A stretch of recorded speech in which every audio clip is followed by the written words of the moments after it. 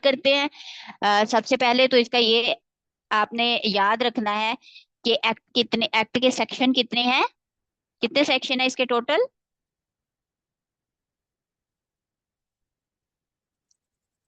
Ma'am 10। 10 section है। और act कौन सा फॉलो कर रहे हैं हम, कौन से ईयर का? 1974। 1974, ठीक है। अब यहाँ पे आप देख रहे होंगे the federal investigation agency act 1974, लेकिन एक्ट नंबर भी आगे उन्होंने दिया हुआ है, जस्ट एक्ट का ईयर ही नहीं है, एक्ट का नंबर भी है 8। ठीक है, 8 ऑफ 1975, एक्ट नंबर क्या है, 8 ऑफ 1975। अब एक्ट बना कब था और इन्फोर्समेंट कब आई थी, ये दो अलग चीजें हैं। एक्ट 1974 का इन्फोर्स होता है ये 30 जनवरी 1975 में, यानी कि एप्लीकेशन में कब आता है, इसकी रूल्स एंड रेगुलेशंस पे काम कब करना शुरू किया, इसको फॉलो अप करना शुरू किया 13 जनवरी 1975 को। और ये भी आपका एक एमसीक्यूज है, ये क्वेश्चन पूछा जा सकता है कि एफआईए का एक्ट जो है ये इन्फोर्स कब हुआ, किस डेट को हुआ। ठीक है, वो भी पूछी जा सकती है, और कब हुआ उसमें सिंपल ईयर भी आ सकता है। तो ये आपने एग्जैक्ट याद करना है, 13 जनवरी 1975। ठीक है। अब ये एक्ट का जो एक क्रक्स है, ये बेसिकली जो हमारा एफआईए यानी इन्वेस्टिगेशन का जो तफ्तीशी इदारा है, जो आपके क्रिमिनल रिकॉर्ड्स को या जिस जो भी इस एक्ट के अंदर पनिशमेंट्स आती हैं, इस एक्ट के अंदर बकायदा जो स्केड्यूल 2 है उसके अंदर उन्होंने वो सारी चीजें मेंशन की हैं कि कौन कौन सी चीजें हैं जिसको एफआईए एजेंसी जो है वो डील करेगी। ठीक है, इंपोर्ट एक्सपोर्ट के हो गए, फॉरेन एक्सचेंज रेगुलेशन हो गए, करप्शन हो गई। ठीक है, फॉरेनर्स के साथ अगर कोई इशू आ जाता है तो उसको डील करना, ऑफिशियल सीक्रेट्स को डील करना, बैंकिंग कंपनीज ऑर्डिनेंस उनकी पनिशेबल ऑफेंस अगर कोई है तो उनको डील करना। ठीक है, इस तरह के जो ऑफेंसेस हैं जो आपकी कंट्री में हेल्ड होते हैं या आपकी कंट्री के मुख्तलिफ इदारों को दरपेश होते हैं, उनको ये इदारा डील करता है। ठीक है, तो उसी के लिए ये एक्ट है। शॉर्ट पहला जो है इसका सेक्शन, उसके सेक्शन को भी याद रखना है, नंबर को भी याद रखना है, हेडिंग को भी याद रखना है। Section number 1, short title extend and commencement. ठीक है, कि इसका टाइटल क्या है, ये कहाँ तक एक्सटेंड है, इसकी एप्लीकेशन कहाँ तक जाएगी, और ये कमेंसमेंट यानी कि इनकी इसकी इन्फोर्समेंट कब होगी। ठीक है, एप्लीकेशन कब होगी। सेक्शन 1 का सब सेक्शन 1 कहता है this act may be called the federal investigation agency act 1974। अब ये एक्ट का क्या है, टाइटल है। क्वेश्चन किस तरह से आएगा कि what is the short title of this act. ठीक है, जिसको हम फॉलो कर रहे हैं। तो वहां पे 3 4 ऑप्शन होंगे, किसी में सिर्फ ये लिखा होगा एफआईए एजेंसी एक्ट 1974, किसी में लिखा होगा एक्ट नंबर 8 ऑफ 1974, लेकिन कोई एक ऑप्शन ऐसा होगा जिसमें होगा this act may be called the federal investigation agency act 1974। तो जब भी टाइटल पूछेंगे तो आपने टाइटल में इस पूरी लाइन को जिस ऑप्शन में होगी उसको आपने चूज करना है। देन एक्सटेंड कहाँ कहाँ तक होता है, कौन कौन सी जो हदूद हैं जहाँ पे ये एप्लीकेशन ऑफ दिस एक्ट होती है। It extends to the whole of the Pakistan, यानी कि पूरे पाकिस्तान के ऊपर एफआईए की एजेंसी जहां जहां पे भी अपनी रूल्स एंड रेगुलेशंस के अकॉर्डिंग काम कर रही है, पूरे पाकिस्तान में ये एक्ट लागू होता है। And also applies to all citizens and of Pakistan. जितने भी सिटीजन्स हैं, आप हैं, मैं हूँ, कोई सिविल सर्वेंट है, जो भी है, पब्लिक सर्वेंट्स भी, ठीक है, वो सारे के सारे क्या हैं, इस एक्ट के अंडर काम करेंगे। ये एक्ट सब पे लागू होगा अगर वो क्या करते हैं, वो ऑफेंस करते हैं जो इस एक्ट के अंदर पनिशेबल है। ठीक है, समझ आ रही है, लेक्चर की समझ आ रही है, तेज तो नहीं बोल रही मैं? नो मैम, समझ आ रही है। ठीक हो गया, पार्टिसिपेट भी किया करें, ये सुमन बुकमुन की तस्वीर बन के नहीं बैठना। ठीक है। अब ये नो मैम किससे है, नो मैम ये है कि समझ नहीं आ रही, अब्दुल बासित। अच्छा, फिर आगे वो कहते हैं, अब मैंने पूछा समझ आ रही है या नहीं आ रही, आपने कहा नो मैम।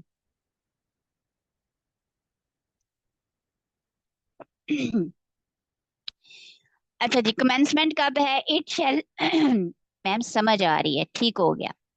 अच्छा जी, it shall come into force at once, यानी कि जब ये बना था गुड हो गया अब्दुल बासित। जब ये बना था तो इन्फोर्स हो गया, तो अब ये तब से अब तक ये यही एक्ट चल रहा है। अगर कोई चीज अमेंडमेंट करने की जरूरत होती है या हमें लग रहा होता है कि कोई स्पेशल केस आ गया है ठीक है, तो फिर हम क्या करते हैं, हम उसमें अमेंडमेंट करते होते हैं। जैसे हम कॉन्स्टिट्यूशन जो फॉलो अप करते हैं, कौन से कॉन्स्टिट्यूशन है हमारा अभी कंट्री का चल रहा? मैम 1973। 1973। गुड। और कितनी अमेंडमेंट हो चुकी है उसमें? मैम ये आइडिया नहीं है, आई थिंक 8। हाँ, किसी को नहीं पता अमेंडमेंट कितनी हो चुकी है हमारे? 27 अमेंडमेंट हो चुकी है, ठीक है। 27 अमेंडमेंट हो चुकी है। तो अमेंडमेंट कब करते हैं? जब आपको लगे कि कोई नई चीज हमें चाहिए, तो वो हम जो है वो अपने जो कॉन्स्टिट्यूशन होता है या जो एक्ट हम पढ़ रहे होते हैं या जो एक्ट हमने इन्फोर्स किया हुआ होता है, हम उसमें अमेंडमेंट के तौर पे उस सेक्शन को जो है वो चेंज कर देते हैं या उसके अंदर फर्दर कोई सेक्शन ऐड कर देते हैं, सब सेक्शन बना के या अमेंडेड सेक्शन बना के। लेकिन इन्फोर्समेंट जो है वो एक ही दफा होती है, तो ये इसकी हो चुकी, ठीक है। आगे चलते हैं। डेफिनेशन है सेक्शन 2, डेफिनेशंस। अब इसमें सबसे पहले उन्होंने बताया कि एजेंसी का क्या मुराद है। कौन सी agency? The federal investigation agency. ठीक है, फेडरल इन्वेस्टिगेशन एजेंसी। कहीं पे भी हम एक्ट में एजेंसी का नाम पढ़ेंगे तो उसका मतलब कौन सी एजेंसी होगा? FIA। ठीक है। कोड, अब वो कहते हैं कि पनिशमेंट किस कोड के थ्रू होगी। पनिशमेंट्स जो है या यहाँ पे अगर कोड का लफ्ज हम, अब ये जो डेफिनेशंस है ना, ये बेसिकली उन वर्ड्स की हैं जो पूरे एक्ट में आगे इस्तेमाल किए गए हैं। यहाँ पे उन्होंने एक्सप्लेन कर दिया है कि ये वर्ड का आगे ये मतलब है। एजेंसी का मतलब है FIA की, ठीक है, FIA एजेंसी। और कोड का मतलब है code of criminal procedure 1898, act 5 of 1898। अब ये जो एक्ट है, ये क्रिमिनल प्रोसीजर, ये हमारी CRPC की एक पूरी जो है वो आपके पास एक कोड है, या आप एक रिपोर्ट कह लें या आप इसको भी एक लॉ कह लें, एक्ट कह लें, जिसमें तमाम तर हमारे जो क्रिमिनल हैं, आप कह लें कि क्राइम्स हैं, प्लस उनके ऊपर कौन कौन सी पनिशमेंट्स लागू होती हैं, ठीक है, और कौन कौन सा इदारा उसको डील करेगा, वो सारी हमारी क्रिमिनल प्रोसीजर की जो डिटेल है उसमें लिखी हुई है। कि अगर किसी ने चोरी की तो उसको ये सजा दी जाएगी, अगर किसी ने कत्ल किया तो उसको ये सजा दिया जाएगी। तो ये सारी की सारी क्रिमिनल प्रोसीजर जो कोड ऑफ क्रिमिनल प्रोसीजर 1898 है उसके अंदर मौजूद है। तो वो कहते हैं कि जो पनिशमेंट होगी जिसमें ये लिखा हुआ होगा कि ये according to the criminal procedure deal की जाएंगी, तो फिर हम उसकी जो तहकीकात है वो किसके अकॉर्डिंग करेंगे? क्रिमिनल प्रोसीजर एक्ट के तहत। DG, director general, means the director general of the agency, highest authority है ये आपकी इसकी एजेंसी की, FIA की, डायरेक्टर जनरल, ठीक है। तो ये वो कहते हैं कि इसी एजेंसी का जो DG होगा उसको हम डायरेक्टर जनरल बोलेंगे। फिर प्रोवेंशियल पुलिस से क्या मतलब है? Means the police constituted by a provincial government. Provincial government के अंडर के तहत जो भी पुलिस काम करती है, कॉन्स्टिट्यूट की जाती है, उसको प्रोवेंशियल गवर्नमेंट कहते हैं। पब्लिक सर्वेंट वो कहते हैं अब क्या होते हैं? Means a public servant as defined in section 21 of the Pakistan penal code. अब ये PPC भी हमारे पास एक एक्ट है, इसी तरह से जैसे CRPC है, ठीक है, क्रिमिनल प्रोसीजर की है, वैसे ही एक PPC भी है। इसमें भी हमारे जो है वो क्रिमिनल क्राइम्स हैं, ठीक है, और उनकी पनिशमेंट, उनके फाइन और उनके ऊपर जो जो भी रूल्स एंड रेगुलेशंस अप्लाई होती हैं वो हैं पीनल कोड्स में, ठीक है। तो कहते हैं कि उसके अंदर जो पब्लिक सर्वेंट कंसीडर किया गया है उसके सेक्शन 21 के तहत वही यहाँ पे पब्लिक सर्वेंट मुराद है। And includes an employ of any corporation or other body or organisation set up controlled or administered by, यानी कि पब्लिक सर्वेंट जो कि फेडरल गवर्नमेंट के अंडर काम करता है, पब्लिक सर्वेंट जैसे सरकारी मुलाजमीन होते हैं उनकी वही जो है वो जो आपके काम कर रहे होते हैं फेडरल गवर्नमेंट के थ्रू, जो आप जैसे आप भी जब पब्लिक सर्वेंट बनने जाओगे तो आप भी पब्लिक सर्वेंट के इसी सेक्शन के अंदर आओगे। तो वो कहते हैं कि पब्लिक सर्वेंट से मुराद वही है पब्लिक सर्वेंट, ठीक है। स्पेशल पुलिस अब क्या है? Means the Pakistan special police establishment constituted under the Pakistan special police establishment ordinance. अच्छा, यहाँ पे जो याद करने वाली चीजें हैं, डेफिनेशंस तो सिंपल सिंपल हैं कि ये कौन सी स्पेशल पुलिस कौन सी है। ये according to the Pakistan special police establishment ordinance, उसके तहत जो है ना स्पेशल पुलिस बनाई जाती है, ठीक है, स्पेशल मामलात को डील करने के लिए। लेकिन जो याद आपने रखना है, ये जितने भी कोड हैं, यानी कि जैसे आपने कोड ऑफ क्रिमिनल प्रोसीजर पूछा, उसका आपने नंबर भी, ईयर भी याद रखना है, 1898। वो पूछ सकता है कि एफआईए की जो क्रिमिनल डेलीगेशंस हैं वो हम किस एक्ट के तहत जो है वो डील करेंगे, या किस एक्ट के तहत जो है वो पनिशमेंट्स जो है वो इसमें इंक्लूड की गई हैं। तो सी, कोड ऑफ क्रिमिनल प्रोसीजर 1898, तो ये आपने एग्जैक्टली याद रखना है। फिर अगर वो ये पूछे कि प्रोवेंशियल पुलिस जो है, प्रोवेंशियल गवर्नमेंट की, वो किस एक्ट के थ्रू जो है वो कॉन्स्टिट्यूट की गई है, तो 1861, पुलिस एक्ट 1861, ये भी आपने याद रखना है। फिर अगर वो पब्लिक सर्वेंट की डेफिनेशन पूछ लेता है तो ये भी आपने याद रखना है कि ये Pakistan penal code act XLV of 1860 के थ्रू और सेक्शन 21 के थ्रू जो है वो तैनात किए जाते हैं। ठीक है, स्पेशल पुलिस का भी आपने याद रखना है कि Pakistan special police establishment and ordinance 1948। ठीक है, ये ईयर्स आपने याद रखने हैं, वहां पे यही क्वेश्चन आ जाते हैं और फिर हम कहते हैं कि नहीं ये एक्ट में से नहीं थे, ये तो आउट ऑफ कोर्स आ गए। तो आउट ऑफ कोर्स नहीं होते, चीजें वो होती हैं जो आप इग्नोर कर जाते हो और वहां पे वो एमसीक्यूज में आ जाती हैं, तो आपको लगता है कि आउट ऑफ कोर्स है। फिर स्पेसिफाइड पर्सन कौन हो सकता है, वो कहते हैं means the person who were appointed to post in or under a provincial police in pursuance of Article 3 of the Special Police and Provincial Police Amalgamation Order। अब ये भी इसके थ्रू जो पर्सन तैनात किया जाएगा उसको स्पेशल पर्सन का टैग दिया जाएगा। रूल्स से क्या मराता है, इस सेक्शन के अंदर, इस एक्ट के अंदर जो रूल्स एंड रेगुलेशंस बयान की जाएंगी वो सारी क्या कहलाएंगी, रूल्स कहलाएंगी। फिर कॉन्स्टिट्यूशन ऑफ द एजेंसी, अब इस एजेंसी का कौन सा कॉन्स्टिट्यूशन है जिसपे ये एजेंसी जो है वो काम करेगी, किसी को पता है कि अभी करंट जो है डायरेक्टर जनरल ऑफ एफआईए क्या है, कौन है? डॉक्टर अनवर जो पंजाब पुलिस में थे।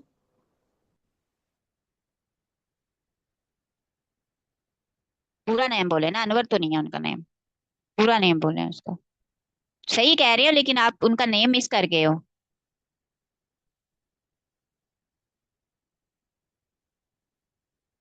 Usman doctor Anwar. Usman Anwar. Doctor Usman Anwar. Doctor Usman Anwar. जी जी बिल्कुल, बिल्कुल उस्मान अनवर। ठीक है, ये पूरा नेम आपने याद रखना है, वहां पे वहां अनवर लगा के उन्होंने कई और नेम भी डाले होंगे ऑप्शन में।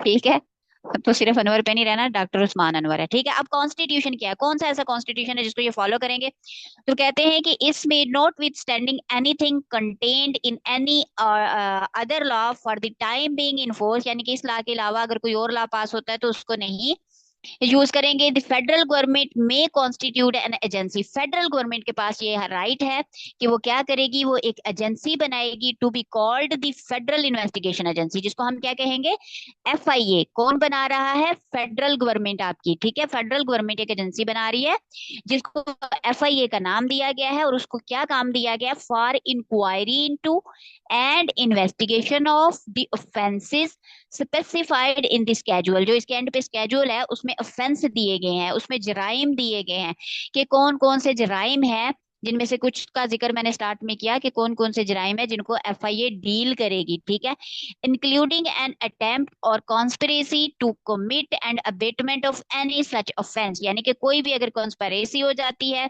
कोई भी टर्मिनेशन आ जाती है, ऑफिस के मामलात आ जाते हैं, उन सारी चीजों को डील करने के लिए एफआईए की एजेंसी बनाई जाएगी।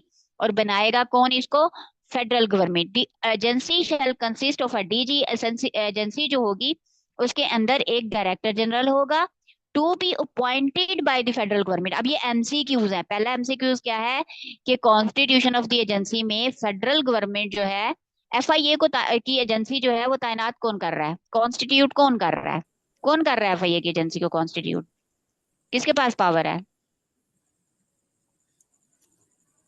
Federal government. फेडरल गवर्नमेंट के पास। और एजेंसी के अंदर जो होगा वो आपका डायरेक्टर जनरल होगा, जिसको कौन अपॉइंट करेगा,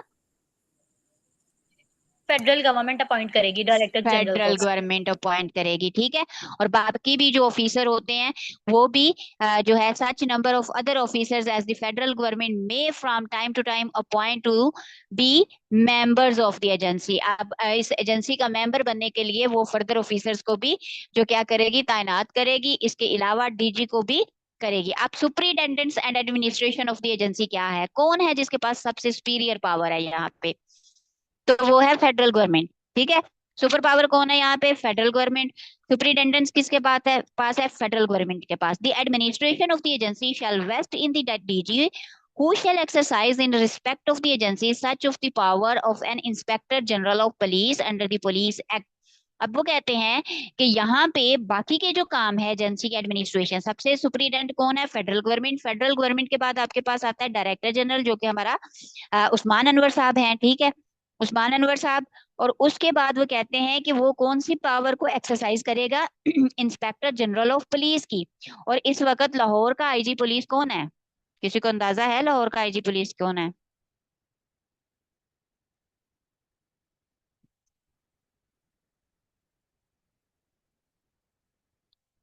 राव अब्दुल करीम।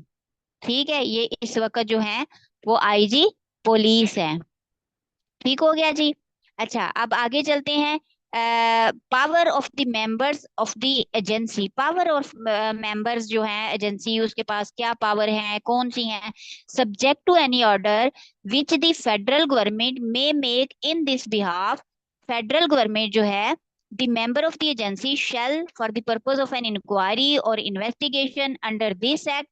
अब यहां से आपको क्या लगता है कि पावर सबसे ज्यादा किसके पास होगी?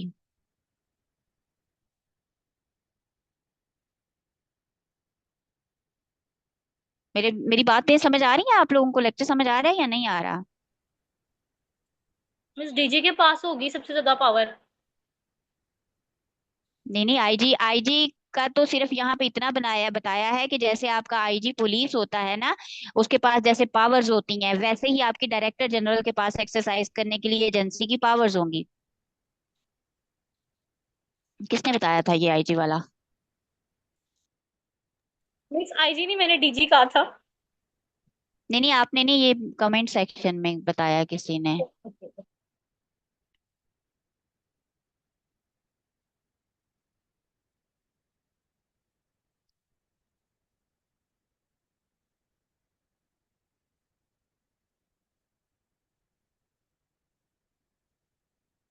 अच्छा। अच्छा, इसमें जो है ना, वो सबसे पहला जो आपने देखना है कि वो ये है कि एफआईए में जो है वो सबसे हाईएस्ट अथॉरिटी आपके पास है फेडरल गवर्नमेंट। फेडरल गवर्नमेंट के अंदर आता है आईजी पंजाब, लेकिन यहाँ पे power of the member of the agency है। इसको ना आपने गौर से पढ़ना है। Power of the members, not of the IG और पब्लिक जो है फेडरल गवर्नमेंट। मेंबर्स जो है एजेंसी के, ठीक है, डीजी के बाद जो आते हैं। अब वो कहते हैं कि इस मेंबर को फेडरल गवर्नमेंट जिस तरह से चाहे जो ऑर्डर दे वो तो है ही है। अब फेडरल गवर्नमेंट ने एजेंसी के मेंबर्स को अगर कोई ऑर्डर दे दिया कि फलां जगह पे जाके आपने सर्च वारंट दे दिए, सर्च करनी है, या वारंट दे दिए कि आपने गिरफ्तार करना है, ठीक है, इस तरह की अगर फेडरल गवर्नमेंट ऑर्डर दे देती है तो वो तो बरहक है, वो उन्होंने फॉलो अप करने ही करने हैं। लेकिन इसके अलावा भी इस एक्ट के तहत जो एफआई एजेंसी के मेंबर्स हैं उन्हें ऑल ओवर दी पाकिस्तान ये अथॉरिटी हासिल है। ठीक है, कहते हैं कि the member of the agency shall for the purpose of an inquiry, inquiry करने के लिए, और इन्वेस्टिगेशन करने के लिए, अंडर दिस एक्ट, इस एक्ट के तहत, have throughout Pakistan such powers including power relating to search throughout Pakistan. अब ये पूछा जा सकता है आपसे कि मेंबर ऑफ द एजेंसी जो है उनके पास पावर्स जो है वो कहाँ कहाँ पे हैं, कहाँ तक महदूद हैं, या कहाँ तक वेस्ट करती हैं। तो वो आपके पास प्रोवेंशियल भी पूछ सकते हैं, आपके पास जो है फेडरल भी पूछ सकते हैं, कुछ भी, कोई भी ऑप्शन दे सकते हैं। लेकिन ये होल ऑफ द पंजाब है, throughout Pakistan, sorry, whole of the Pakistan है, थ्रू आउट पाकिस्तान है। पाकिस्तान के किसी भी कोने में वो सर्च के लिए जा सकते हैं, इन्वेस्टिगेशन के लिए जा सकते हैं, अरेस्ट के लिए जा सकते हैं पर्सन को, ठीक है, कोई प्रॉपर्टी सीज करनी है उसके लिए जा सकते हैं। And such duties or privileges and liabilities as the officers of the provincial police have in relation in the investigation of offense। अब वो कहते हैं कि जो भी मिरात जो किसी भी सूबाई ऑफिसर को दी जाती हैं, ठीक है, किसी भी सूबे में किसी सूबाई ऑफिसर को दी जाती हैं, वो सारी की सारी मिरात और वो सारे के सारे प्रिविलेजेस जो हैं वो एफआईए के ऑफिसर को भी दिए जाएंगे। और वो ऑल ओवर दी पाकिस्तान जो है उसके पास ये पावर है, वो कहीं भी जाके सर्च करे, अरेस्ट करे, पर्सन की प्रॉपर्टी को सीज करे, वो तो वो कर सकता है। Subject to rule sub section 2 में वो कहता है, आप सेक्शन जो मैं कह रही थी ना कि आपने सब सेक्शन भी याद करने हैं, subject to rule sub section 2 में वो कहता है, आप सेक्शन जो मैं कह रही थी ना कि आपने सब सेक्शन भी याद करने हैं। समी समी या सुमी, ये जो भी हैं, आप अपना माइक बंद कर ले पहले, मेरे कान बंद करने लगे हो भाई। ये क्या रिकॉर्डिंग पे मिस लगाया हुआ है आपकी दूसरा? आवाज हमें दोबारा आ रही है। मेरी आवाज दोबारा इसलिए आ रही थी कि कोई स्टूडेंट यहाँ पे आई गेस किसी ने डबल ऑन किया हुआ है, या रिकॉर्डिंग हो रही है या कुछ और है, लेकिन उसने उसका माइक ऑन था इसलिए उससे आवाज आई है। डबल वॉइस मेरी नहीं थी भाई, किसी और के माइक से आवाज आ रही थी, वो उसने कोई साथ में लगाया हुआ था शायद लैपटॉप पे भी, डबल जगहों पे सुन रहा था वो। अच्छा जी, सब सेक्शन 5 का 1 क्या कहता है कि थ्रू आउट जो है वो आपको जो FIA के मेंबर होंगे, एजेंसी के मेंबर होंगे, उनको पावर है कि वो कहीं पे भी जाके अरेस्ट कर सकते हैं, सर्च कर सकते हैं, सीज कर सकते हैं। सब सेक्शन 2 कहता है subject to the rules if any a member of the agency not below the rank of sub inspector. अब ये भी एक MCQs आपका यहाँ पे बनता है कि किसको पावर दी गई सेक्शन 5 के अंदर। वो कहते हैं कि not below the sub inspector, sub inspector के रैंक से नीचे अफसर नहीं होगा, सब इंस्पेक्टर हो सकता है या इससे ऊपर के जो ऑफिसर्स हैं वो हो सकते हैं। May for the purpose of any inquiry investigation under this act exercise any of the power of an officer in charge of a police station. जैसे किसी पुलिस स्टेशन में ऑफिसर इंचार्ज को पावर्स मिलती हैं, वैसे ही सब इंस्पेक्टर और इससे ऊपर के जो ऑफिसर्स हैं उनको पावर दी जाती है, इख्तियारात दिए जाते हैं वैसे ही जैसे के officer in charge of police station को दिए जाते हैं। In any area in which he is for the time being and when so exercising such power shall be deem to be an officer in charge of a police station. अब देखें, police station का जो officer in charge होता है, ठीक है, वो है यहाँ पे FIA के सब इंस्पेक्टर को, और FIA के सब इंस्पेक्टर से ऊपर वाले दर्जे के बंदों को वो तमाम इख्तियारात हासिल होते हैं, यानी कि अरेस्ट करने के, सर्च करने के या सीज करने के, ये सारे इख्तियारात जैसे एक पुलिस ऑफिसर इंचार्ज को होते हैं वैसे ही इनको होते हैं। Without prejudice to the generality of the provisions of subsection 1 and subsection 2, any member of the agency not below the rank of sub inspector authorized by a DG in this behalf may arrest without warrant any person who has committed। अब वो कहते हैं कि अगर sub inspector है या इससे ऊपर का कोई ऑफिसर है लेकिन सब इंस्पेक्टर से नीचे के रैंक का बंदा नहीं हो सकता, वो क्या कर सकता है, वो इंक्वायरी भी कर सकता है, किसी को विदाउट वारंट अरेस्ट भी कर सकता है, और उसके लिए उसको जरूरत नहीं है कि वो DG की इजाजत ले। ठीक है, उसकी इजाजत के बिना भी अगर इन केस उसने वो ऑफेंस किया है, वो जुर्म किया है, वो क्राइम किया है जो कि FIA के अंडर आता है, अगर FIA के अंडर वो काम आता है और उसने देख लिया कि किसी ने ये जुर्म किया है, तो वो जरूरी नहीं है कि वो जाए और पहले DG की परमिशन ले कि भाई आप मुझे परमिशन दे, मैंने किसी को अरेस्ट करना है। नहीं, वो अपने बिहाफ पे उसके पास ये पावर है कि विदाउट वारंट। अब यहाँ पे ये क्वेश्चन बनता है, पहला ये कि किस दर्जे के ऑफिसर को ये इख्तियार हासिल है कि वो DG की परमिशन के बगैर भी जो जाके अरेस्ट कर सकता है, तो वो किस, कौन सा रैंक है? मैं सब इंस्पेक्टर। हाँ, not below the rank of a sub inspector. और कैसे जाके कर सकता है? Without warrant. तो ये भी पूछा जा सकता है कि क्या सब इंस्पेक्टर को वारंट की जरूरत होगी पनिशेबल ऑफेंस के लिए? तो नहीं, वो विदाउट वारंट जो है वो उसे जाके कर सकता है अरेस्ट, लेकिन शर्त ये है कि उस बंदे ने वो ऑफेंस किया हो, वो जुर्म किया हो, वो क्राइम किया हो जो इस एक्ट के अंदर आता है। ठीक है, for the purpose of the exercise of the members of the agency of the power of an officer in charge of a police station includes। अब देखें, FIA का कोई रिवायती जो है ना वो तो होता नहीं है पुलिस स्टेशन। ठीक है, कोई देखा है कि पुलिस स्टेशन इसका बना हुआ हो? कोई रिवायती इदारे नहीं होते इसके, इसलिए वफाकी हुकूमत की तरफ से आम या खास तौर पे कोई भी जगह, कोई भी दफ्तर जिसको वो कानूनी तौर पे कह दे कि ये हमारा पुलिस स्टेशन है, ठीक है, कौन, फेडरल गवर्नमेंट किसी भी जगह को, किसी भी आप कह लें कि सेंटर को कह सकती है कि ये FIA का पुलिस स्टेशन है, यहाँ पे FIA बैठ के अपनी जो है डेलीगेशंस डील करेंगी या अपने रूल्स एंड रेगुलेशंस या अपनी जो ड्यूटीज है वो परफॉर्म करेंगी, तो उसी को पुलिस स्टेशन का दर्जा दे दिया जाएगा। वो कोई भी स्पेस हो सकती है, वो कोई भी प्लेस हो सकती है। ठीक है, लेकिन इसको तय कौन करेगा? कौन कर सकता है पुलिस स्टेशन के बारे में ऑर्डर? Federal government. ठीक फेडरल है, गवर्नमेंट। फिर फेडरल गवर्नमेंट करेगी। फिर सबसेक्शन 5 में आता है if in the opinion of a member of the agency conducting an investigation any property which is the subject matter of the investigation is likely to be removed, transferred, or otherwise disposed of before an order of the appropriate authority for its seizure is obtained। अब वो कहते हैं कि अगर investigation agency का कोई officer है, कोई मेंबर है, उसको ये लगता है कि कोई भी केस जो है, वो मामला जो है वो अदालत में चल रहा है, लेकिन इस मामले के अंदर कुछ भी कोई ऐसी जायदाद है या कोई ऐसा बैंक अकाउंट है जिसे जो मुजरम है वो फौरी तौर पे बिफोर डेलीगेशन या बिफोर जो आपका एक प्रोसीजर चलता है उससे पहले इसको शिफ्ट कर सकता है, ठीक है। तो वो क्या करेगा, वो उसे एक जो है ना वो रिटर्न जो है वो एग्रीमेंट देगा। तो फिर उसे वो उसके पास ये हर राइट है फेडरल एजेंसी के मेंबर के पास कि वो उसको सीज कर दे, बजाय बिफोर के वो जो है बंदा है वो अपने उस अकाउंट को ट्रांसफर करे। फॉर एग्जांपल, मैं कोई ऑफेंस करती हूँ और मेरे ऊपर जो है वो अदालत में केस चल रहा है, ठीक है, लेकिन मेरे पास कुछ ऐसे एलिमेंट्स हैं, मेरे पास कुछ ऐसी जायदाद है, मेरा कोई ऐसा बैंक अकाउंट है, ठीक है, जो कि अब मुझे मुजरिम कंसीडर कर सकता है वहां पे अदालती कार्रवाई में, लेकिन वो ट्रांसफर हो सकता है और मैं उसको किसी और पे ट्रांसफर कर दूं। अब वो जब मेरे नाम पे ही निकलेगा, नहीं निकलेगा, तो कोई सबूत भी नहीं रहेगा कि वो जुर्म मैंने किया है। तो ऐसी केस में फेडरल एजेंसी के इदारे जो है वो पहले ही जाके उस अकाउंट को या उस जायदाद को जो उस पर्सन से रिलेट कर रही होती है, जिसने ऑफेंस किया हुआ होता है, उसको जाके सीज कर सकती है। लेकिन सीज करने के लिए उसके ऊपर ये जिम्मेदारी आयद होती है कि वो पहले मुतलका अदालत, यानी जिस भी अदालत में, अगर लाहौर कोर्ट में है या किसी भी कोर्ट में उसका केस चल रहा है, तो वहां से परमिशन ले ले। ठीक है, समझ आई ये बात की? ठीक है, वो कहता है कि transfer or otherwise disposed of before N order of the appropriate authority, यानी अप्रोप्रिएट अथॉरिटी कौन सी है यहाँ पे, जहाँ पे उसका केस चल रहा है।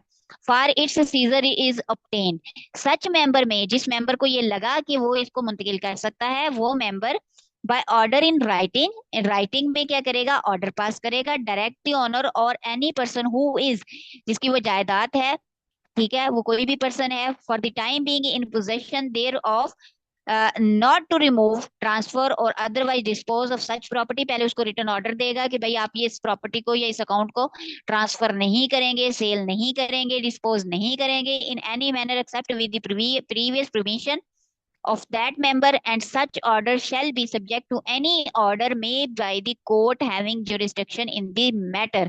जिस कोर्ट में वो मामला चल रहा होगा उससे वो क्या करेगा, परमिशन ले लेगा कि भाई मैं इसको ये जो है अहकामात जारी करने लगा हूँ, और ये बंदा जो है अब इस अकाउंट को ना तो सीज कर सकेगा, ना ही इसको ट्रांसफर कर सकेगा, और ना ही इसको डिस्पोज कर सकेगा। ठीक है, फिर वो कहते हैं कि any contravention of an order made under subsection 5, subsection 5 में क्या ऑर्डर दिया गया था कि आपकी ये प्रॉपर्टी जो है इसको सीज किया जाता है, ठीक है, आप इसको सेल नहीं कर सकते, ट्रांसफर नहीं कर सकते, इसके साथ कोई छेड़खानी नहीं कर सकते, अनटिल और अनलेस आप कोर्ट के मामलात को डील ना कर लो, आपके कोर्ट के मामलात क्लियर ना हो जाएं। ठीक है, वो कहते हैं कि उस ऑर्डर को अगर कोई कंट्रवेन करता है, अगर उस ऑर्डर के अगेंस्ट जाता है, ऑर्डर पास हो चुका है लेकिन फिर भी वो इंसान जो है वो की चालाकी करता है, वो उस अकाउंट को ट्रांसफर कर देता है, या फिर उस अकाउंट को जो है वो उसके साथ कुछ छेड़खानी करने की कोशिश करता है, तो ऐसी सूरत में क्या होगा, shall be punishable with rigorous imprisonment. Rigorous imprisonment वो कहते हैं कैद ब मशक्कत जो हम कहते होते हैं, वो वाली, for a term which may extend to 1 year, जो कि 1 साल से बढ़ सकती है, और with fine or with both, या तो उसको फाइन हो सकता है या 1 साल से ज्यादा सजा हो सकती है, या फिर दोनों भी हो सकते हैं। कैसी सूरत हाल में, कब, जब वो कौन सा ऑफेंस करेगा तो उसको 1 साल की सजा होगी।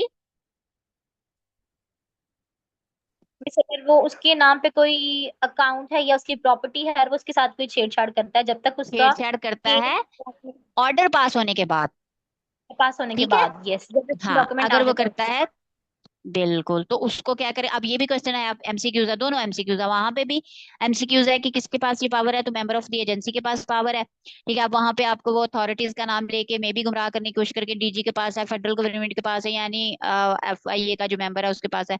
तो ये याद रखना है कि यानी एफआईए का मेंबर जो है उसके पास ये ऑर्डर है, उसके पास ये पावर है कि वो उसको सीज कर सकता है। अरेस्ट वारंट के आपको याद होना चाहिए कि किस के पास अरेस्ट वारंट का जो है वो पावर है। फिर ये याद होना चाहिए कि इनको सजा कितनी मिलेगी, एक्सटेंड टू 1 ईयर और विद फाइन, ठीक है, ये दोनों चीजें आपने याद रखनी है। फिर सेक्शन 5A, अब ये देखें यहाँ पे 57 लिखा हुआ है, ये वैसे ये 5A है। 5A सेक्शन, ये अब अमेंडमेंट हुई हुई है। ठीक है, ये जरूरत महसूस हुई तो इन्होंने आगे अंदर अमेंडमेंट कर दी 5A की, कि certain officers of the agency deem to be public prosecutor. अब देखें केस चल रहा है अदालत में, तो पब्लिक प्रोसिक्यूटर की भी जरूरत होगी ना, फेडरल गवर्नमेंट को भी किसी वकील की जरूरत होगी, कोई सरकारी वकील होना चाहिए वहां पे।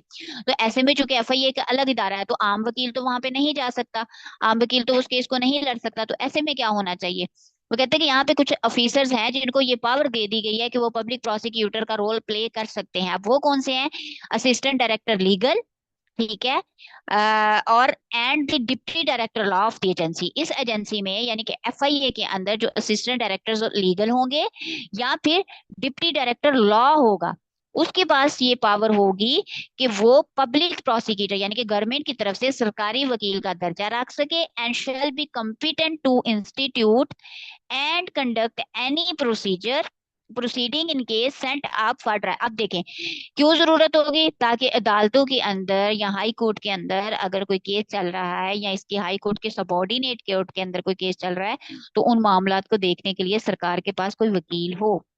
तो फिर क्या, कौन से दो वकील, दो अथॉरिटीज हैं जिनको मिल सकता है राइट, असिस्टेंट डायरेक्टर लीगल को और डिप्टी डायरेक्टर लॉ को। 6 है power to amend the schedule, किसके पास पावर है कि वो कोई स्केड्यूल अमेंड कर सकता है, जैसे 5A का सेक्शन किसने किया होगा अमेंड, फेडरल गवर्नमेंट ने। ठीक है, क्योंकि हाईएस्ट अथॉरिटी हमारे पास क्या है, फेडरल गवर्नमेंट। लेकिन ये करेगी कैसे, by notification in the official gazette, amend the schedule so as to add any entry thereof thereto or modify or omit any entry therein. अब federal government क्या कर सकती है, कोई भी स्केड्यूल जो है, कोई भी सेक्शन जो है, उसके अंदर अमेंडमेंट भी कर सकती है, और उसके साथ साथ अगर उसे लगे कि ये वाला एक्स्ट्रा है, ये अब एप्लीकेबल नहीं है, रूल हो रहा, तो उसको ओमिट भी कर सकती है। ठीक है, डेलीगेशन ऑफ पावर किसके पास है, डेलीगेशन कौन बना सकता है, ये DG बना सकता है। By order in writing direct that all or any of his powers under this act or the rules shall subject to such conditions if any. जैसे ही उसके ऊपर जो भी रूल्स एंड रेगुलेशंस गवर्नमेंट ने लगाई हुई हैं, जो फेडरल गवर्नमेंट ने उसको बता दिया हुआ है, उन्हीं के अंडर रहते हुए वो राइटिंग में वो डायरेक्ट कर सकता है, अपनी पावर्स को डेलीगेट कर सकता है। ठीक है, और एजेंसी के बाकी मेंबर्स जो हैं उनके ऊपर कोई रूल्स रेगुलेशन, सॉरी रूल्स तो नहीं हो सकते, कोई भी अगर किसी किस्म की एक्सरसाइज उसने करवानी है तो अपने मेंबर्स के से करवा सकता है, कौन, DG।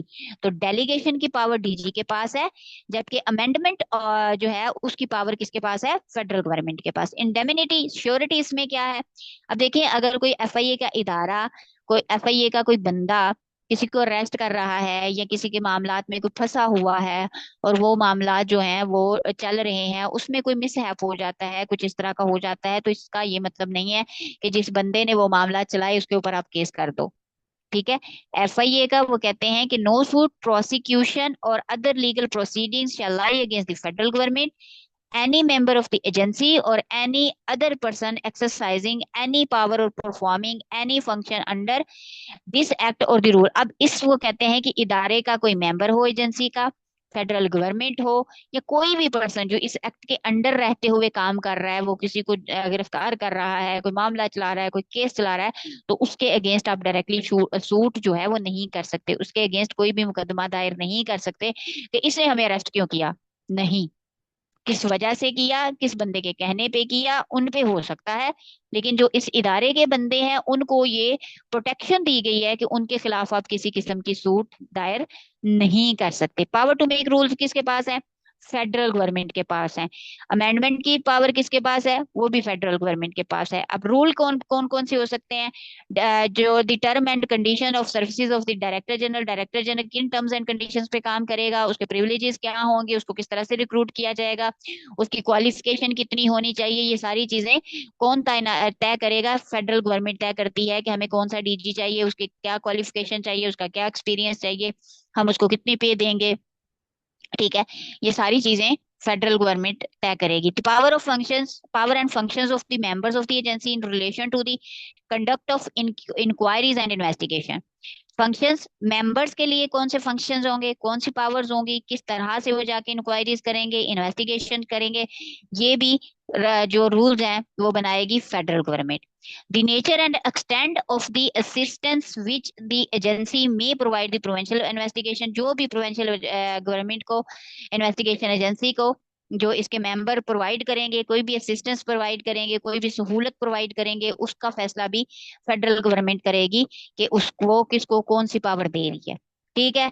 Inspector general of police है, डीजी है, इन सब की एक्सरसाइज करने की पावर जो है वो भी आपके जो है वो फेडरल गवर्नमेंट करेगी। रिपील यानी कि इसने रिप्लेस किसको किया है? The Pakistan special police establishment order 1948 and the Special Police and Provincial Police Amalgamate Order 1962 hereinafter refer to respectively। अब ये दो जो ऑर्डिनेंस है ऊपर हम पढ़ रहे हैं, the special police establishment ordinance और special police and provincial police, इन दोनों को रिपील कर दिया गया है, रिप्लेस कर दिया गया है एफआईए एक्ट से जिसको हमने भी पढ़ा। ठीक है। और उसकी जितनी भी जिम्मेदारियां थी, उसके जितने भी ऑफिसर्स थे जो इससे पहले उन एक्ट्स के थ्रू काम कर रहे थे, उन सबको कहाँ शिफ्ट कर दिया गया? इस एक्ट के अंदर, इस एजेंसी के अंदर, एफआईए के अंदर। All person who were member in the special police immediately before such repeal. अब स्पेशल पुलिस के अंदर कोई तो जब स्पेशल पुलिस बनी थी तो उस वहां पे ऑफिसर्स होंगे, वहां पे मेंबर्स होंगे, ठीक है, काम कर रहे होंगे। ठीक है। वो कहते हैं कि जब उसको रिपील किया गया, उसको रिप्लेस किया गया इस एक्ट के तहत एफआईए में, तो फिर उनको भी ऑटोमेटिकली क्या किया गया? शिफ्ट कर दिया गया उन तमाम मेंबर्स को एफआईए के अंदर। ठीक है। और जितनी भी इन्वेस्टिगेशन और जितनी भी इंक्वायरीज होती थी उन एक्ट के थ्रू, जो है क्या नाम है इसका, पुलिस एस्टेब्लिशमेंट ऑर्डिनेंस के थ्रू या police and provincial police order के थ्रू, जो भी इन्वेस्टिगेशन इंक्वायरीज होती थी वो सारी की सारी भी रिप्लेस कर दी गई। ठीक है। सेक्शन 3 में वो कहते हैं the repeal of the said order, जो ऊपर हमने बात की कि वहां पे जो पर्सन्स थे वो भी रिप्लेस कर दिए गए, जो इंक्वायरी इन्वेस्टिगेशन के प्रोसीजर थे वो भी रिप्लेस कर दिए गए। अब वो रिप्लेस किससे किए गए? इस सेक्शन से, इस एक्ट के थ्रू किए गए। यानी कि वो तमाम अफसरान जो पहले वहां पे थे, वफाकी हुकूमत के पास काम कर रहे थे, अब उन्हें क्या किया गया? एफआईए के अंदर मुंतकिल कर दिया गया। ठीक है। और सेक्शन 4 में वो कहते हैं कि फिर उनको ये भी कहा गया कि उनको 30 डेज का जो है ना वो टाइम दिया गया कि आप चूंकि पहले उस एक्ट में काम कर रहे थे, उन रूल्स एंड रेगुलेशंस को काम देख रहे थे, अब आप क्या है एफआईए में मुंतकिल हो रहे हो, तो अब आप 30 दिन के अंदर अंदर अपना रिटर्न कंसेंट दे दो, अपनी रजामंदी जो है वो दे दो। और उसको फिर जो डीजी है, डायरेक्टर जनरल है, वो अप्रूव करता है कि भाई इन्होंने अपना रिटर्न कंसेंट दे दिया है, ये एग्री हो गए हैं ट्रांसफर होने में, अब ये एफआईए का पार्ट है। तो देन वो उसको अप्रूव कर देगा और वो फिर वो क्या करेंगे? एफआईए में काम करना शुरू कर देंगे। ठीक है।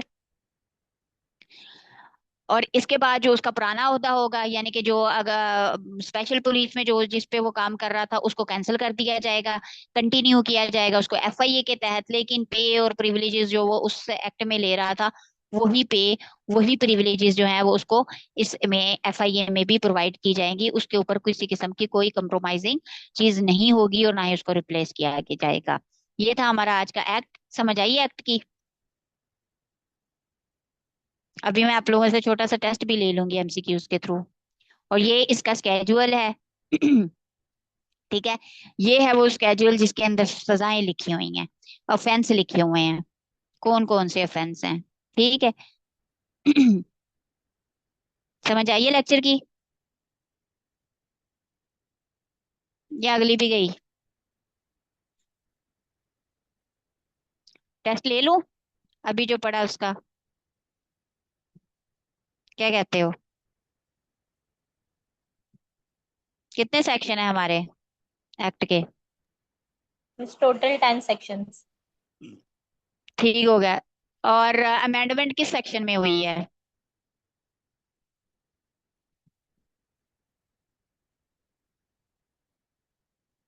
एक ही तो सेक्शन अमेंडमेंट 8। थी इसमें। सिर्फ सेक्शन 8। 5, सेक्शन 5 5। में हुई थी। अच्छा। डीजी कौन है हमारे? डायरेक्टर जनरल कौन है एफआईए के?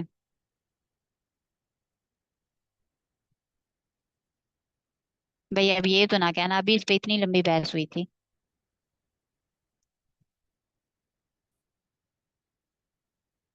इतनी जल्दी भूल जाते हो आप लोग। इस नाम बहुत लंबा था, भूल गया। अब मैं ये टेस्ट कैसे लूं? इसके तो ऊपर भी क्वेश्चन भी लिखे हुए हैं। चले प्रैक्टिस कर लेते हैं अब मैम इसकी। डॉक्टर उस्मान अनवर। हाँ जी, उस्मान अनवर ठीक हो गया, शुक्र है किसी को तो याद था। अच्छा, कौन से रैंक का जो है वो ऑफिसर जो है वो अरेस्ट विदाउट वारंट कर सकता है? एटलीस्ट सब इंस्पेक्टर और more than this. Not below the sub inspector. ठीक हो गया। और एक्ट जो है इसकी इन्फोर्समेंट की डेट क्या है?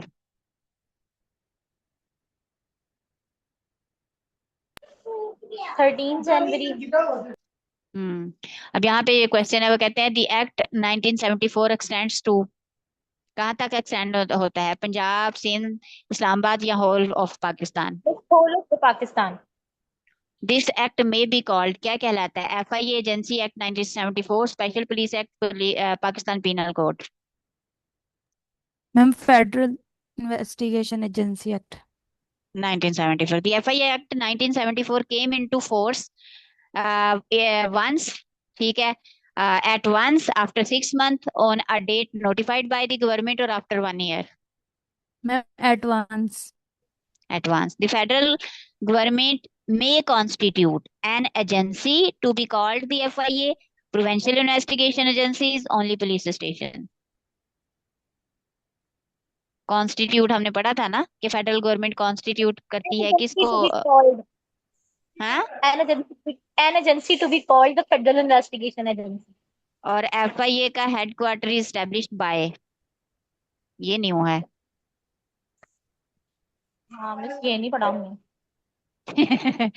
जो पढ़े थे वो खुद से बता रहे थे या वो भी आंसर देख रहे थे? किसी लड़के को पता हो? मैम खुद से बता रहे थे। गुड, फिर तो कब इस्टेब्लिश हुआ हेडक्वार्टर इसका? किसने? बाय, इस्टेब्लिश बाय है, सॉरी।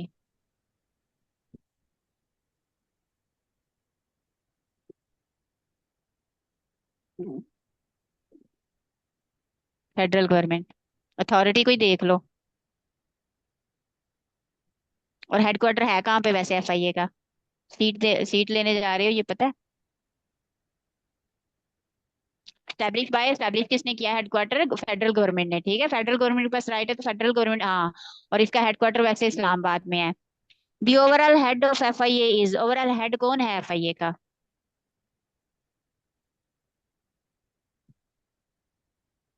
कहाँ गई हो भाई? Mister director director general, general. DG। Overall head का मतलब है कि all of the above superintendent authority.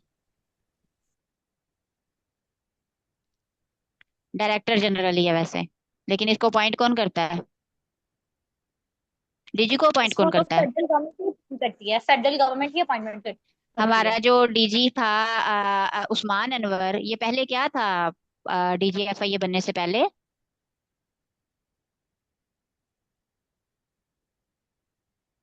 पता है अब्दुल बासित? उस्मान अनवर साहब के पास पहले कौन सी डेजिग्नेशन थी? IG पंजाब थे, ठीक है। वहीं से इनको उठा के ऐसे DG बना दिया गया, जैसे DG बनने के काबिल और कोई है ही नहीं। ठीक है, ये जो थे ना, ये पहले IG पंजाब थे। एडमिनिस्ट्रेशन ऑफ द एजेंसी कहाँ तक जाती है?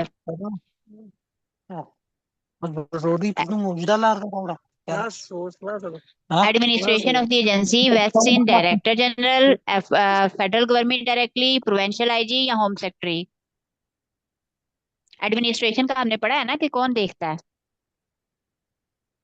सुप्रिटेंडेंट मैम वाले डायरेक्टर सेक्शन में डायरेक्टर भी देखते हैं। डायरेक्टर जनरल एडमिनिस्ट्रेशन देखता है, ठीक है। द DG ऑफ IS से FIA has power equivalent to, इसकी हमने पावर भी पढ़ी है, किसके इक्विवेलेंट इसकी पावर होती है? बताया भी था, बल्कि मैंने उसका नाम भी बताया था आपको। मैम IG की अंडर ही होती है। Inspector general of police, IG of police, under the police act 1861, ठीक है। इसके यस मैम। इक्विवेलेंट पावर होती है हमारे DG की, FIA के DG की, सॉरी। ठीक हो गया, समझ आ रही है ना? कुछ तो लेक्चर्स की समझ आई होगी। आंसर्स खुद से दे रहे हो या आंसर देख रहे हो? मैम खुद से भी दे रहे हैं, कुछ देख भी रही हूँ। ठीक हो गया। चलो, बहरहाल समझ तो आई है ना चीजों की। अब ये MCQs जो है इससे भी यस मैम। प्रैक्टिस हो जाएगी, ठीक है। इक्विवेलेंट पावर आपने पढ़ लिया। FIA ऑफिसर्स में exercise power of, FIA officers जो हैं ये कौन सी पावर जो है वो एक्सरसाइज कर सकते हैं? पुलिस ऑफिसर्स की, जजेस की, रेवेन्यू ऑफिसर्स की, या all of the above? Police officers की। पुलिस पुलिस ऑफिसर्स की, ऑफिसर्स। ठीक है। हाँ, पुलिस ऑफिसर की जितनी भी पावर्स है वो एफआईए के ऑफिसर को भी मिल जाती हैं। FIA is primarily responsible for investigation of federal offences specified in this schedule, all local crimes, traffic violation या सिविल डिस्प्यूट्स। किसको डील करेगा ये? तो बस बस जो फेडरल ऑफेंसेस होते हैं, जिसने फेडरल हाँ, कोई ऑफेंस फेडरल किया जो होता है वो उसी स्केड्यूल को के डील अंदर करती है, है। जो इनका स्केड्यूल है ना, उनके अंदर जो ऑफेंसेस हैं ये उन्हीं को डील करेंगे। अ member of FIA not below sub inspector rank can exercise powers of. अब सब इंस्पेक्टर के पास हमने पढ़ा था कि इसके पास पावर्स आ सकती हैं। कौन सी पावर आ सकती हैं? Officer in charge of a police station, only reported officer या मैजिस्ट्रेट की। Miss officer in charge of a police station, जो जो पुलिस स्टेशन ऑफ अ वाला बंदा कर पुलिस। सकता है वो सारा कुछ कर सकता है ये। गुड हो गया। आप थोड़ा सा वहां पे जाके पढ़ लोगे ना तो मेरी आवाजें आएंगी कानों में कि मैम ने ये पढ़ाया था। अगर इनमें इसमें से आ जाता है तो इंशाल्लाह कर लोगे आप लोग। FIA can investigate offence including attempt, conspiracy और abetment of scheduled offences, only completed offences या प्रोवेंशियल मैटर्स ओनली। कौन से ऑफेंस को एफआईए इन्वेस्टिगेट करेगा? मिस इस एमसीक्यूज की मुझे समझ नहीं आई। वो कहता है कि इन्वेस्टिगेशन ऑफेंसेस जो हैं उसमें कौन कौन से ऑफेंस इंक्लूड है, कौन कौन से क्राइम इंक्लूड है जिनको एफआईए देख सकता है, इन्वेस्टिगेट कर सकता है। ये हमने उसमें पढ़ा था कॉन्स्टिट्यूशन वाले में। ये अटेम्प्ट को, कि अगर कोई अटेम्प्ट हो गई है, कोई कॉन्स्पिरेसी हो गई है, कोई अबेटमेंट हो गई है यानी कि टर्मिनेशन हो गई है, या फिर जो कि स्केजुअल के अंदर ऑफेंस आते हैं उनको क्या करेगा? इन्वेस्टिगेट करेगा। तो इसका ऑप्शन ए है, ठीक है। जितनी भी इंपॉर्टेंट प्रोविजंस हैं अदर्स, उनको भी ये डील करेगा। The federal government can make rules for carrying out the purpose of the act, amend the schedule. Federal government के पास कौन सा रूल है यहाँ पे? देखिए, assign additional functions to FIA. इन तीनों में से है कोई ऑप्शन लग रहा है? Ma'am make rules for carrying out the purpose of the act. All of the above. Schedule को भी तो अमेंड कर सकता है ना। एडिशनल फंक्शंस भी मैंने बताया था कि एफआईए जो है उसको मेंबर्स को कोई भी ऑर्डर दे सकता है। ये फेडरल गवर्नमेंट दे सकती है। फेडरल गवर्नमेंट तो हाईएस्ट यस अथॉरिटी मैम। है ना। तो अगर इस तरह का आए तो आपने सारी पावर्स को अच्छे से पढ़ना है, ठीक है। फिर पढ़ के देखना है मैम कि क्या ये सारे के सारे उस एक्ट में थे या नहीं थे। अगर नहीं थे, कोई ऐसी अमेंडमेंट उसमें चीज आ जाती है, तो वो फिर आप उसको देख सकते हैं एक ऑप्शन को, अदरवाइज फिर ऑल ऑफ दीज, ठीक है। FIA deals with among others human trafficking, cyber crimes, immigration offences, only banking frauds, only local thefts या agricultural issues issues. Miss human trafficking, cyber crimes and cyber immigration crime, offence. ठीक है। ये आपने interview के लिए भी तैयार करनी है चीजें। नो सूट प्रोसिक्यूशन और लीगल प्रोसिक्यूशन शैल लाई अगेंस्ट। किसके अगेंस्ट हम कोई भी जो है वो सूट दायर नहीं कर सकते? Ma'am federal government. हाँ, फेडरल गवर्नमेंट के खिलाफ नहीं कर सकते, एफआईए मेंबर के खिलाफ नहीं कर सकते, और कोई भी पर्सन जो एफआईए एक्ट के अंदर काम कर रहा है, जिसको इसके इसकी पावर दी गई है, उसके ऊपर जो है वो आप कोई भी सूट जो है वो दायर नहीं कर सकते। क्यों नहीं कर सकते? क्योंकि वो तो इस एक्ट के अंदर आपका एक ऑफिसर है, वो तो एक एम्प्लॉयड बंदा है, और उसको तो एक्ट जो बोल रहा है, जिस तरह से उसके ऊपर रूल्स एंड रेगुलेशंस हैं, जो उसकी ड्यूटीज हैं, वो तो वो परफॉर्म कर रहा है ना। वो किसी को पर्सनली तो जाके अरेस्ट नहीं कर रहा, अपने लिए तो अरेस्ट नहीं कर रहा, उसको तो किसी ने कहा है, और कोई ऑफेंस उसका सामने आया है, कोई उसके पास केस आया है, तो देन उसने जाके अरेस्ट किया, इसलिए उसके ऊपर कोई सूट नहीं हो सकती। अगर आपको सूट करनी है, अगर आपको कोई मामला अदालत में चलाना है, तो किसके खिलाफ चलाओगे? उस बंदे के खिलाफ जिसने आपके खिलाफ कंप्लेन की है, ठीक है, या जिसके कहने पे इंक्वायरी स्टार्ट हुई है, उसके खिलाफ आप कर सकते हो। The schedule to the FIA Act list offense from Pakistan Penal Code और other special laws या only laws, local laws या civil procedure code। एफआईए की एक्ट की जो ऑफेंस की लिस्ट है वो किसके तहत जो है वो हम इसमें रूल करेंगे? Pakistan penal code and other special laws, ठीक है। उसके तहत जो भी, यानी कि अदर स्पेशल लॉज में क्या आता है? कोड ऑफ क्रिमिनल प्रोसीजर पढ़ा था हमने, वो है, और पाकिस्तान पेनल कोड है। इन दोनों के में जो भी अफेंस और उनकी जो भी लिस्ट है, जो भी उसकी सजाएं हैं, वो सारी क्या करेंगी, उनको हम देख के तो इस एक्ट के अंदर अप्लाई करेंगे कि भाई अच्छा, हमारी सीआरपीसी ये कह रही है, हमारी पीपीसी ये कह रही है कि अगर आपने कत्ल किया है तो आपको ये सजा मिलेगी। तो उनकी सजाएं देख के यहाँ पे हम लागू करेंगे। FIA officers perform duties under, किसके अंडर जो ड्यूटीज परफॉर्म करते हैं FIA officers? Ma'am federal government. D directions of the federal government. ठीक हो गया। इसको यस एक मैम। दफा खुद भी पढ़ लीजिएगा, ये नहीं समझना कि हम वहां पे तो जवाब दे आए थे, यहाँ पे मुझे पता है आप लोग आंसर्स भी देखते हो। ठीक है, कितने स्केजुअल हैं इसके यस में? वो मैम। 10+ स्केजुअल हैं, 10 स्केजुअल हैं इसके। ठीक है।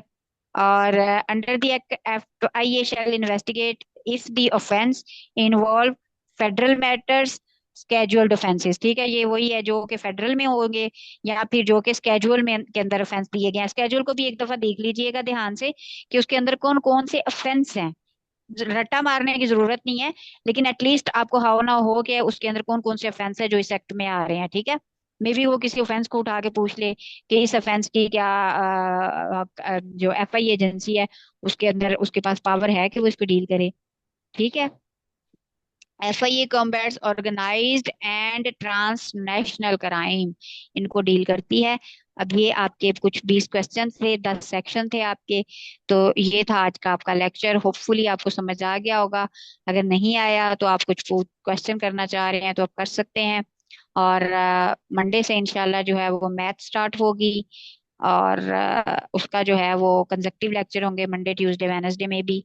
ठीक है, बाकी स्केजुअल आप लोगों को ग्रुप में शेयर हो जाएगा। किसी ने अगर एफआईए के लिए एनरोलमेंट करवानी हो तो वो भी मैसेज कर सकता है ऑफिशियल नंबर पे। ठीक है, जहाँ पे आपको लिंक शेयर हुआ था उस नंबर पे आप ऑफिशियल मैसेज नंबर पे मैसेज कर सकते हैं। और आपको एफआईए का 1 मंथ का जो बैच है उसके थ्रू जो है वो आपको एफआईए के भी कुछ ना होने से कुछ होना बेहतर होता है, तो वो उसकी तैयारी भी हो जाएगी। ठीक है, कोई क्वेश्चन हो पूछ सकते हैं, अदरवाइज क्लास जो है वो हमारी यहीं पे एंड होती है।